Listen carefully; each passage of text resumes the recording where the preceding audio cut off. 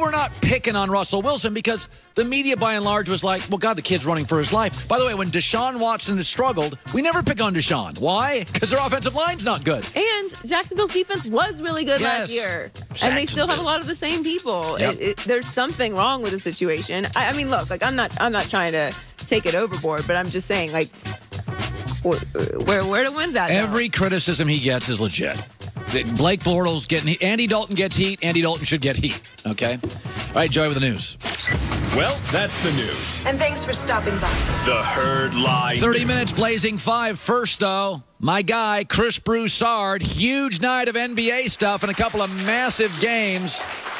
Okay. It would be very easy, my friend, to just go after Westbrook. I am not.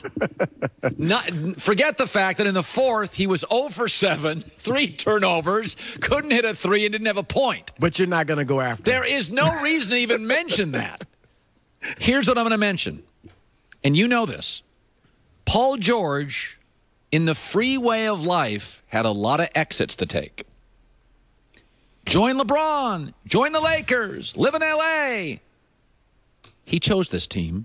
He knew what Westbrook was. He knew what Billy Donovan was. He knew he would be heavily relied on because they don't have shooters. This is on Paul George. Okay, this is like when people bang on Odell Beckham, I'm like, timeout. Odell Beckham pre-contract, Odell Beckham post-contract, right. That's the same guy. If you want to make him rich, we can bang on Westbrook here. Paul George knew exactly what he was getting into, and he chose Applebee's, OKC, Westbrook, Billy Donovan. I agree. Look, whatever he wanted to do to make him happy personally, fine. But from a basketball standpoint, from the outside looking in, there's no question he made a mistake. Yes! Now, I'll say this, Colin. I get it, and I actually respect it when a guy says, you know what? I want my own team. I want to be the man. I think I can lead a team to a championship. Okay. Russell Westbrook's done that. Allen Iverson used to say, I want to stay in Philly. Okay, I get if that. I don't win it, fine. But he's not the best player. Thank you. That's the thing. You're not the best player in OKC. You weren't going to be the best player in OKC or LA. Right. And you chose the guy that's harder to play with. You didn't. It's not like you're playing with Jason Kidd and you're like, hey, he just sets me up all the time. He makes me the top scorer. No, LeBron is more Jason Kidd than Westbrook is.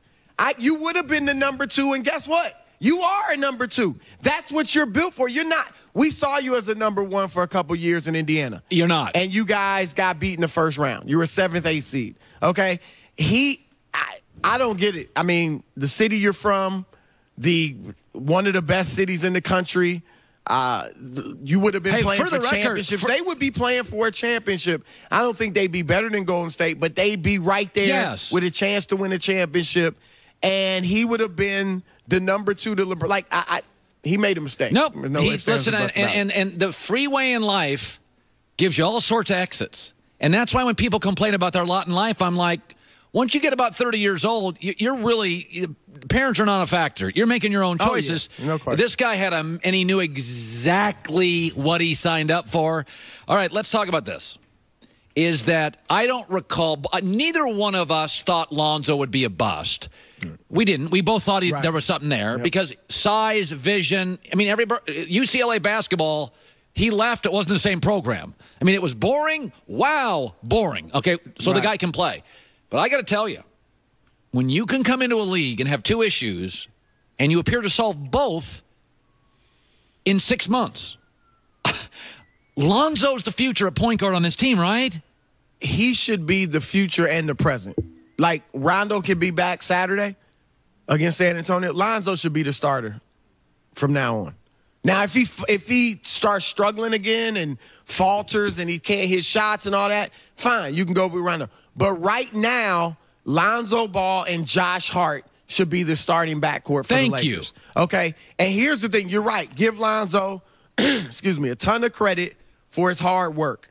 But check this out. If you're, and I'm saying it like, if you're the top broadcaster, you're the top person in sports radio. Yeah. And there's a young guy, fresh out of college, and he's got his own show, and you take him under your wing, and you tell him, man, look, you can be great I see everything, and you got everything you need. Just keep working hard. You can be where I'm at. You can be. That's how much confidence would that give that young kid? A ton. That's what LeBron has done with Lonzo Ball. Like, it's beyond just the hard work that he put in offseason. It is the best player in the world, the guy who was your idol growing up, coming and telling you, you got the goods, man. I believe in you. It's one thing for his dad to do it. That's his dad. And you've been hearing that your whole life, right? And he's over the top. LeBron's not telling him stuff over the top. He's telling him what he sees in him. And that confidence, that's why I think Lonzo's confident to take the big shot. LeBron's not going to tell him, jump on him for shooting. Tell him not to shoot. He's going to tell him, keep shooting. You can do it. That's why Lonzo's going to the hole a lot stronger. Yes. In addition to he's bulked up. So I think that's a big factor. By the way, there is, I am a believer in be aggressive. Aggressive people, I don't know if you can analytics show this, but if you look at the Warriors, they were good and aggressively recruited a great player. The Rockets were good. They aggressively recruited a great player. The Astros were good, and they went and got Verlander. Yep. And the Dodgers were good. They didn't need Machado, and they said, we're going to get Machado. I believe aggressive teams create momentum, and what happens is, even if you work for this company and we sign somebody else that's good, everybody drives to work the next day. They got a little more jump in their step. So the Rockets are like, we're going to go give away a bunch of picks for Jimmy Butler. And I got to tell you something. I love this. If you look at Chris Paul's injury history, you may have a 2-year window here. Right. I love what Houston's just saying. Listen, we can sit here and keep patting ourselves on the back for how well we played Golden State. Jimmy Butler to Houston. I agree. 4 picks. Look, the last time this happened, it was the Brooklyn Nets. They got Kevin Garnett and Paul Pierce, and they're still paying for it, all right? So I get all that. But I'm with you. I would do it. First of all, those picks aren't likely to be very good. They're going to be low in the first round.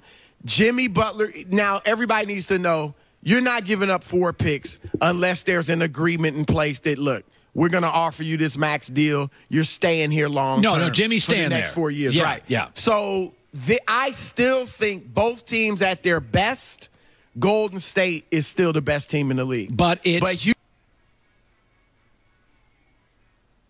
Houston gets closer, and everybody thinks Golden State's breaking up after this year. And so this isn't just about this year. It is this year, but it's also if Durant leaves, we're the team to beat now. No question. Right? And one thing I'll give Daryl Morey credit for, we know he's the face of analytics in the NBA. Yeah. But he makes a lot of moves that aren't analytically sound. Okay, so I had basketball sound. Oh, so I had lunch with him Saturday, and I said that. I said, Daryl, one of the things I respect about you embrace analytics, but you love like manalytics. Right. And he said, he goes, listen, even Bill James, the baseball historian, doesn't like all the analytics. You can't be glued. When I'm watching the Dodgers sit their home run hitters, dude, it's a World Series. You've been living off the home run all year. Oh, yeah. Now you're going to sit your top 4 home run hitters? You can't stare at a binder during games. Like when you get to October, John Smoltz says this, ball in play, some guys get tight. Put the ball in play. And analytics doesn't measure that. Colin, just quickly on the Dodgers, if a manager did this 10 or 15 years ago, his sanity would be questioned. I mean, really. His sanity would, and I'm not even joking. No, I know. You would be like, you're sitting your 4 leading home run hitters? Yeah, what? Yeah, I'm gonna take Paul O'Neill, Jeter. They don't analytically work, and you'd be like, oh, we have to fire our crazy manager Joe Torre. What in the world? Finally, can I just say this? A lot of pro athletes retire, and they're kind of pathetic, and they do commercials to make money. Kobe looks good in retirement, man. I got to admit, this is one of the smoothest, most impressive retirements I've ever seen in my life. No he question. He looks so royal. Right.